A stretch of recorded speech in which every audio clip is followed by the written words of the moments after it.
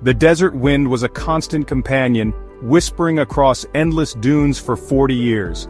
For Israel, the wilderness was both punishment and preparation, a crucible that tested faith and forged character. Out of this furnace, a new leader was rising, Joshua. He had walked in Moses' shadow, witnessed miracles, and learned that true strength was found in unwavering faith. Joshua knew the promised land was no empty paradise. It was filled with giants and fortified cities. The challenge ahead would demand more than courage. It would require faith that could move mountains. Joshua looked to the horizon, ready for the divine mission before him. He was a servant at heart, obedient to Moses and to God, shaped by years of quiet following. The generation of slaves was gone.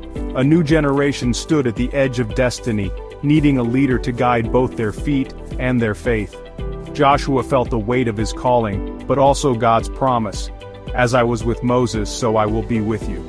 These words became his foundation. The wilderness had stripped away pride and filled him with deep reliance on God. Now Joshua was ready, not just as a servant but as a conqueror. The greatest test was yet to come. The nation needed a leader who would remind them that their true commander was God. Joshua, forged in the wilderness, was prepared to lead. Moses, aged and wise, stood before Israel one last time. He would see the promised land only from afar, but his final act was to pass leadership to Joshua. Before all the people, Moses laid his hands on Joshua, transferring authority and spirit. The people recognized God's blessing on Joshua and pledged to follow him. After the ceremony, Joshua sought solitude to pray, not for power but for wisdom and God's presence.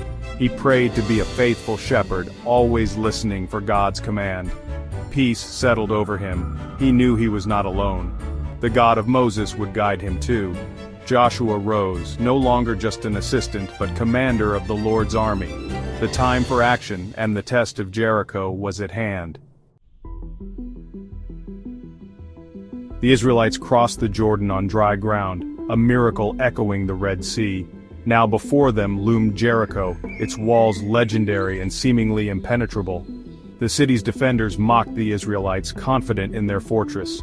For Israel, the sight of Jericho was daunting, a reminder of the giants and obstacles ahead. Joshua sensed the fear in his people, knowing this first battle would set the tone for all that followed. He reminded them of God's miracles, urging them to focus on God's power, not the height of the walls. Inside Jericho, fear mingled with defiance as the city sealed itself shut. The stage was set, a nation of faith against a city of stone. Victory here would prove that God's power was greater than any fortress. The confrontation would be unlike any the world had seen. The fate of Canaan hung in the balance. Joshua knew a normal assault on Jericho would be futile. He needed a plan from God, not from men. One evening he encountered a mysterious figure, the commander of the Lord's army.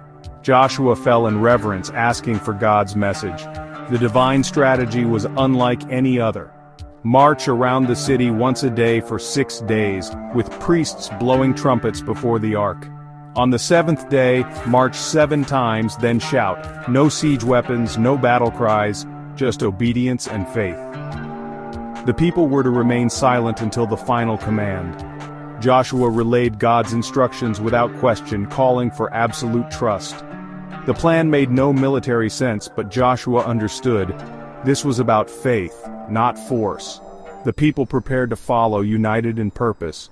Their victory would come not by might, but by God's power. The test of obedience had begun.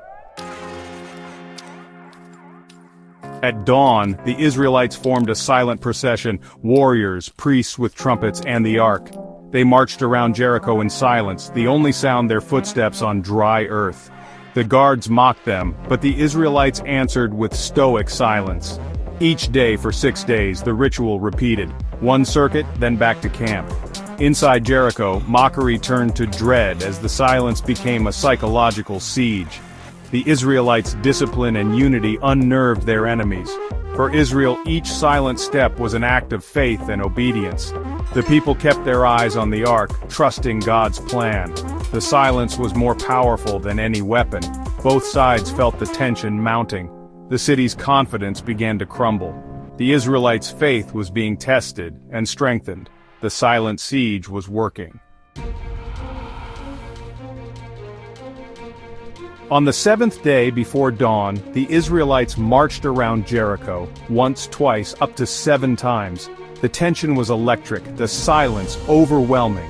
On the 7th circuit, the priests blew their trumpets. Joshua gave the command, "Shout, for the Lord has given you the city." The people's roar erupted, a shout of faith, hope, and victory. The ground trembled, the mighty walls cracked and collapsed outward, flattening before them. The impossible had happened.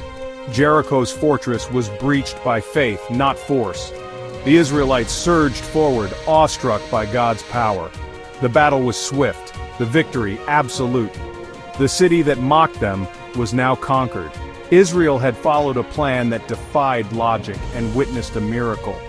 The story of Jericho became a testament to obedience and divine intervention.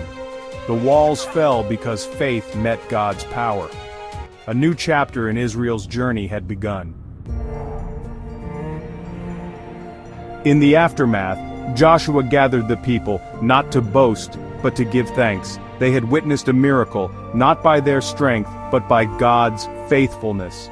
The fall of Jericho became a cornerstone of Israel's story, a reminder that God's ways are higher than ours. The ruins stood as a monument to faith, not might. This ancient story still speaks today. We all face our own walls, of fear, doubt, or despair. Like Israel, we're called to trust, obey, and believe in God's promises, even when the path seems illogical. Our victory comes not from our own strength, but from faith and obedience. When we listen for God's instruction and walk in faith, no wall is too high. The story of Jericho reminds us, by faith, the impossible becomes possible. By faith, the walls of Jericho fell, after the army had marched around them for 7 days.